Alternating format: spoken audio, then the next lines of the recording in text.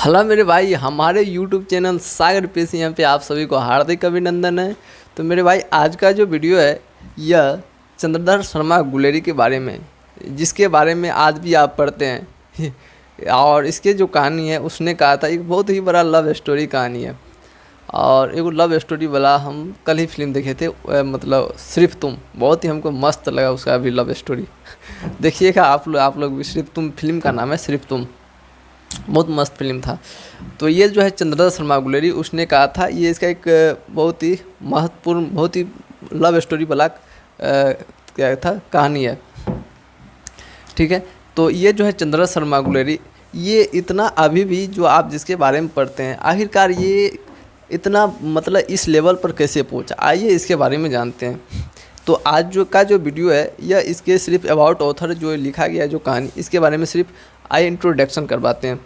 ये जो है चंद्रधर शर्मा गुलेरी, ये 3 कहानी लिखा। कितने कहानी मेरे भाई? 3 कहानी लिखा।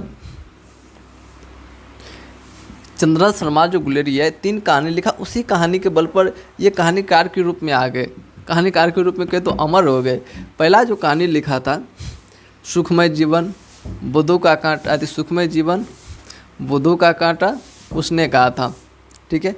सुखमय जीवन, बुद्धू का कांटा, उसने कहा था। सुखमय जीवन जो है ये लिखा था 1911 ईस्वी में, और बुद्धू का कांटा जो ये लिखा था 1911 ईस्वी में, और उसने कहा था ये लिखा 1915 ईस्वी में, जिसके बारे में आप जो है उसने कहा था कहानी आगे पढ़िएगा।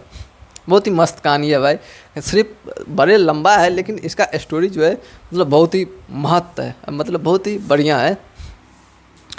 तो ये 3 कहानी के रूप में, ये कहानीकार के रूप में क्या हो गए, अमर हो गए। अब देखिए, ये भले इतना नहीं कहानी के रूप में अमर है, इसके अंदर भी क्वालिटी था, बहुत बड़ा क्वालिटी था मेरे भाई। ये जो है ये अपने समय में हिंदी, संस्कृत प्लस इंग्लिश के प्रकांड विद्वान थे। ये चंद्रधर शर्मा गुलेरी, ये जिसका अभी आप फोटो देख रहे हैं, ये चंद्रधर शर्मा गुलेरी जो ये अपने समय एक प्रकांड विद्वान थे इस तीनों विषय के, हिंदी, संस्कृत एवं इंग्लिश का। आजकल देखिएगा अधिकतर आदमी अगर जानता भी होगा तो हिंदी और इंग्लिश, संस्कृत को तो बहुत 99% लगता है, 98% नहीं जानता होगा। इतना संस्कृत भूलते जा रहा है, जो कि अपना सबसे पुरानी भाषा संस्कृत है। संस्कृत से ही हिंदी, इंग्लिश, मलयालम, तेलुगु, उर्दू, फारसी, मतलब बहुत से भाषा इसी से निकला है, संस्कृत से।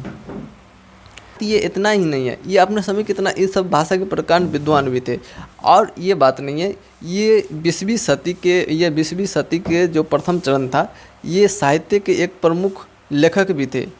ठीक है। ये 20वीं सदी का जो 20वीं सदी, उन्हें भाई 20वीं सदी के प्रथम चरण का लेखक भी थे। ये ऑब्जेक्टिव के रूप में आता है। ठीक है। ये कब के? तो 20वीं सदी के।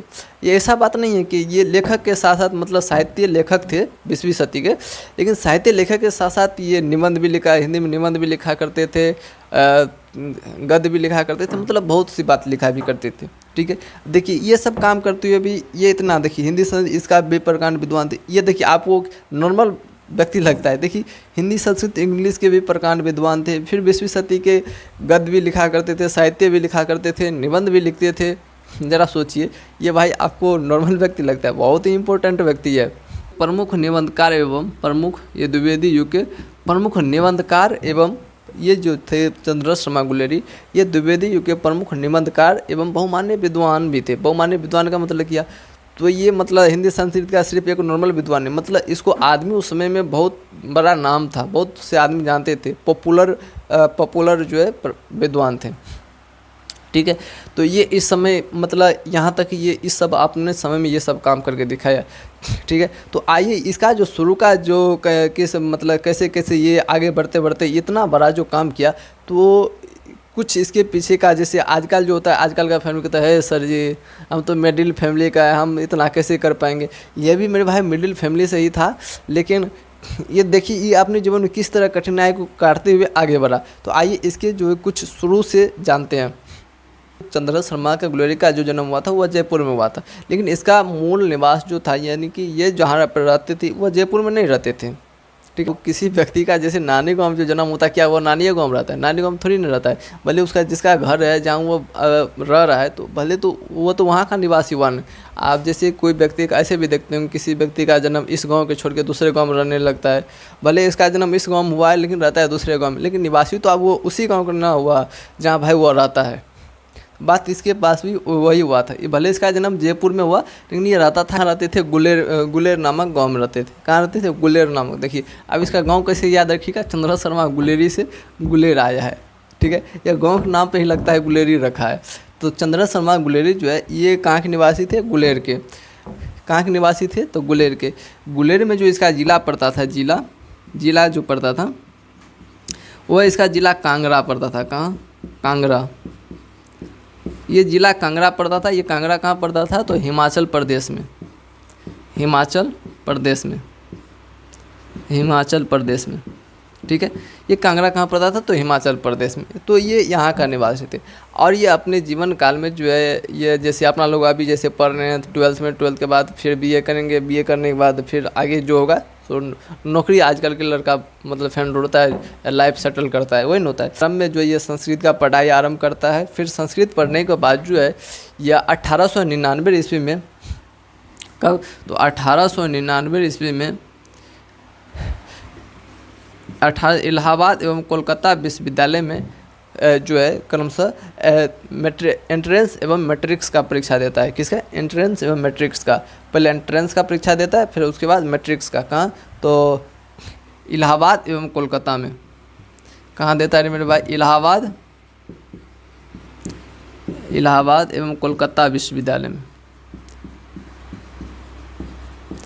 कोलकाता विश्वविद्यालय में जो है पहले इलाहाबाद में एंट्रेंस और कोलकाता विश्वविद्यालय में मैट्रिक का परीक्षा देता है। फिर उसके बाद जो है 1901 ईस्वी में इंटरमीडिएट का परीक्षा देता है, यानी इंटर का परीक्षा देता है 1901 ईस्वी में। इसके बाद जो देखिए 1899 को 2 साल के बाद जो है 1901 ईस्वी में क्या देता है? इंटर का परीक्षा देता है। फिर 1902 ईस्वी में जो है 1902 ईस्वी में बीए करता है। तो मेरे 1901 ईस्वी में कोलकाता विश्वविद्यालय से क्या करता है? तो इंटरमीडिएट का परीक्षा देता है। फिर 1902 ईस्वी में जो है ये इलाहाबाद विश्वविद्यालय से ये बीए करता है। कहाँ से? तो 1902 ईस्वी में इलाहाबाद विश्वविद्यालय से बीए करता है और 1901 ईस्वी में कोलकाता विश्वविद्यालय से क्या करता है? इंटरमीडिएट का परीक्षा देता है। ये सब करने के बाद जो है ये जयपुर भवन का जो छात्रावास होता है वहाँ का अध्यक्ष भी रह चुका है। देखिए अपने जीवन में कैसे कैसे इंपॉर्टेंट काम करते हैं, हर एक जगह देखिए इसका क्या रेपुटेशन रहता है, मतलब किस तरह से ये आगे बढ़ता है। फिर 1904 ईस्वी में जो है जयपुर भवन का जो जयपुर के जो दरबार था वहाँ का एक राजा था नवालिंग, वो उसका अध्यक्ष बनकर भी आए थे। कहाँ? तो मेयो आए थे, ठीक है। उसके बाद जो है 1916 ईस्वी में जो है यह संस्कृत विभाग के अध्यक्ष भी रह चुके। कब? तो 1916 ईस्वी में। ये 1916 ईस्वी में जो है ये संस्कृत विभाग के क्या रह चुके हैं? तो अध्यक्ष भी रह सके और प्रोफेसर भी रहे। ये इस पर समाप्त करते हैं क्योंकि लाइन कट जाता है और इसका इंट्रोडक्शन लगता है समाप्त हो चुका है। तो चलिए मिलते हैं नेक्स्ट वीडियो में इसके कहानी के साथ। तब तक के लिए जय हिंद।